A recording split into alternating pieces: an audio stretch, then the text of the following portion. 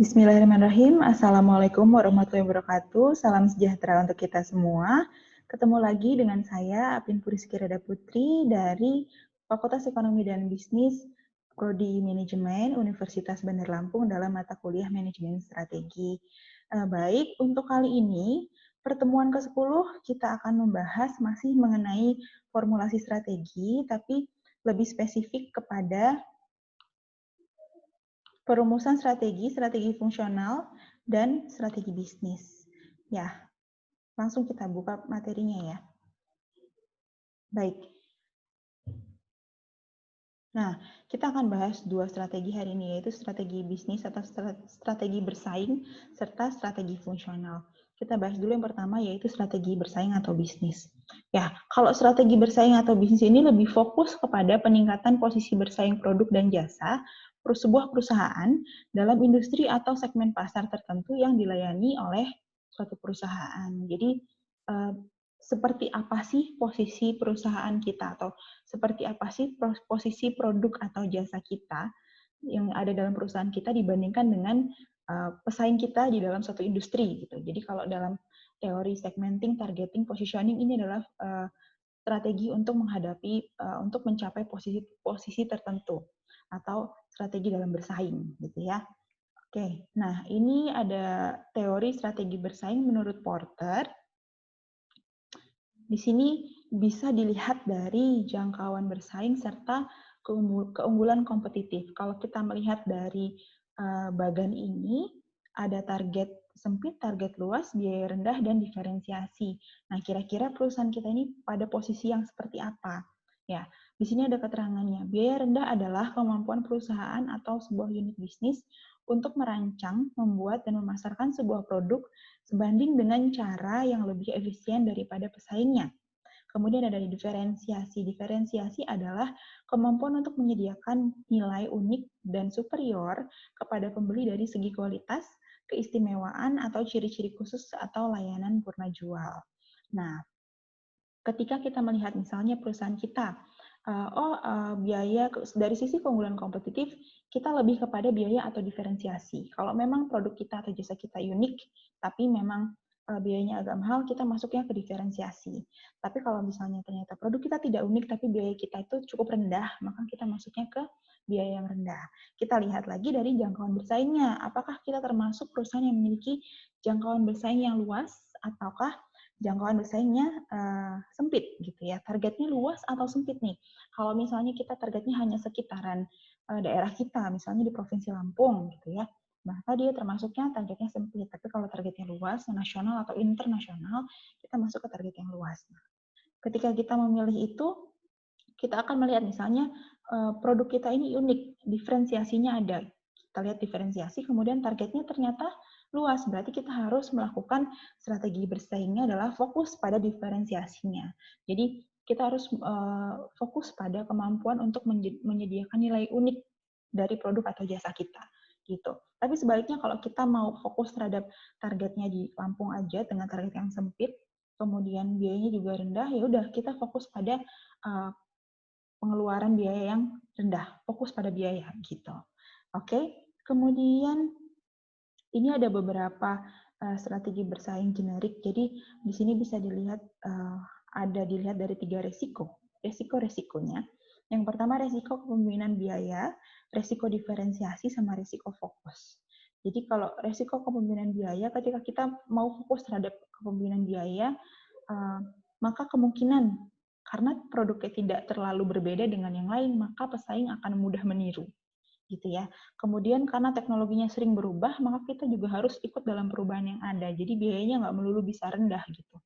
Kemudian fokus biaya mencapai biaya yang lebih murah lagi dalam segmen. Jadi gimana caranya supaya kita tetap bisa memproduksi barang yang dengan kualitas yang sama atau lebih bagus tapi dengan biaya yang rendah walaupun dalam kondisi perubahan yang ada. Karena memang yang namanya memproduksi barang atau jasa tuh pasti bergantung pada naik turunnya harga produksi. Jadi harga bahan baku juga akan berpengaruh. Selanjutnya risiko diferensiasi. Nah, ketika diferensiasi tidak bisa bertahan, maka sama pesaing bisa meniru. Kemudian apakah sesuatu yang unik ini menjadi hal yang penting bagi calon konsumen kita. Nah, ketika itu berbeda, tapi ternyata itu tidak menjadi hal yang penting bagi konsumen, maka itu tidak akan berpengaruh besar terhadap perusahaan. Jadi mungkin minat konsumen juga akan menjadi rendah. Nah, itu juga menjadi salah satu pertimbangan. Selanjutnya resiko fokus, strategi fokus ditiru. Ya, ini bisa mengakibatkan segmen sasaran menjadi tidak menarik secara struktur. Kemudian permintaan juga bisa menghilang.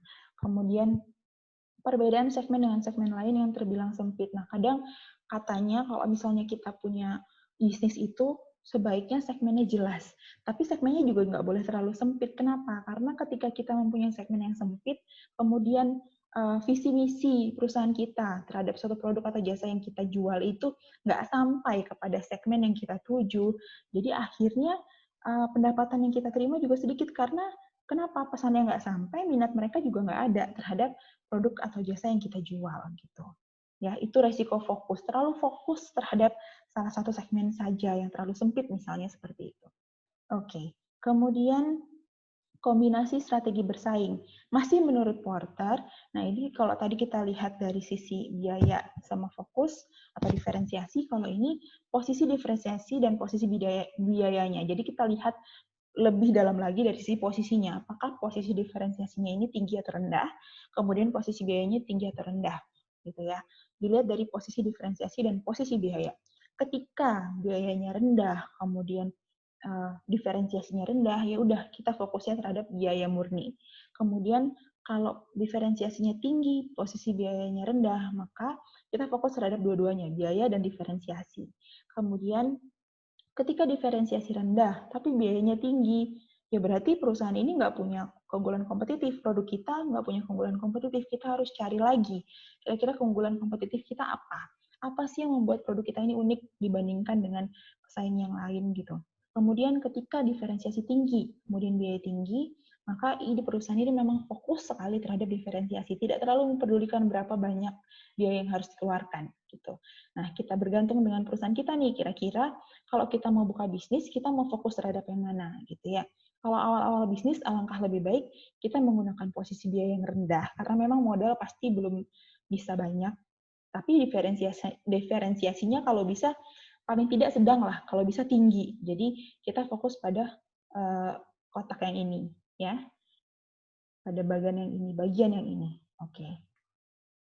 Kemudian ini kita lihat dari persyaratan untuk strategi bersaing generiknya. Ini ketika kita mengambil keunggulan biaya menyeluruh, maka sumber daya umum yang diperlukan seperti apa?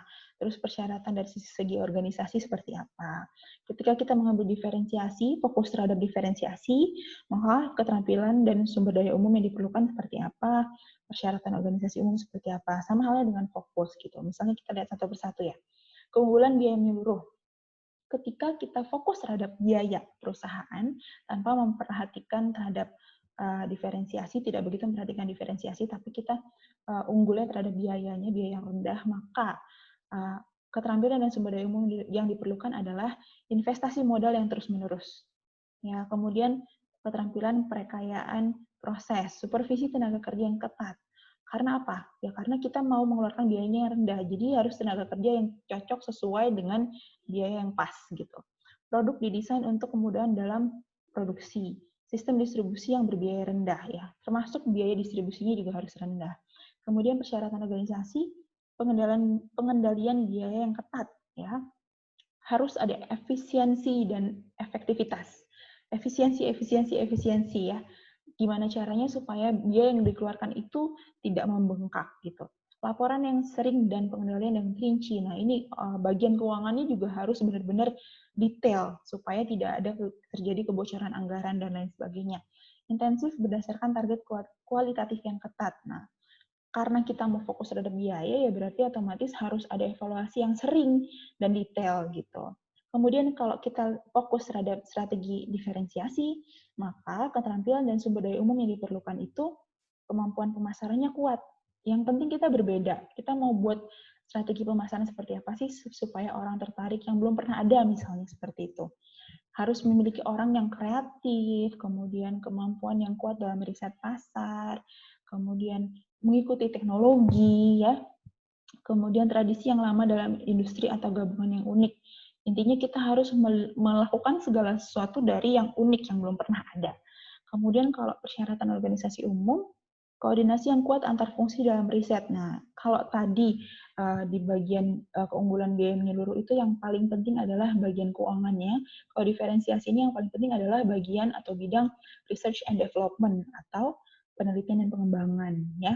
Pengukuran yang intensif dan subjektif dari tolak ukur kuantitatif, kemudian suka untuk menarik tenaga kerja yang berketerampilan tinggi, ilmuwan atau orang kreatif. Nah, biasanya sih kalau untuk perusahaan yang fokus terhadap diferensiasi tidak terlalu memandang senioritas. Jadi kalau memang dia masih muda dan dia bisa memiliki kreativitas dan memiliki kemampuan, kompetensi yang memang bagus, ya pada akhirnya dia akan lebih terpakai dan bisa membawa perusahaan ini menjadi perusahaan yang memang berbeda dibandingkan yang lain gitu ya. Oke, yang terakhir adalah fokus. Ya, kalau dalam strategi generik fokus, ya, maka kita membutuhkan keterampilan dan sumber daya umum yang menggabungkan antara kebijakan-kebijakan yang diarahkan yang ada di atas yang diarahkan pada target strategi khusus. Jadi sebenarnya gabungan antara keunggulan biaya menyeluruh dan diferensiasi gitu. Tapi dibutuhkan strategi yang khusus. Sedangkan persyaratan organisasi umumnya sama, gabungan dari biaya menyeluruh dan diferensiasi diarahkan pada strategi yang reguler gitu. Ada lebih kepada gabungan antara biaya fokus terhadap biaya dan fokus terhadap diferensiasi, tetapi ada hal-hal yang harus lebih difokuskan gitu. Karena fokus ini lebih mengarah pada posisi dan nanti hubungannya kepada segmentasi. Oke. Nah, kurang lebih untuk video pertama sampai di situ. Untuk selanjutnya, strategi fungsional akan kita jelaskan pada video berikutnya. Untuk video ini saya cukupkan terlebih dahulu. Terima kasih. Assalamualaikum warahmatullahi wabarakatuh.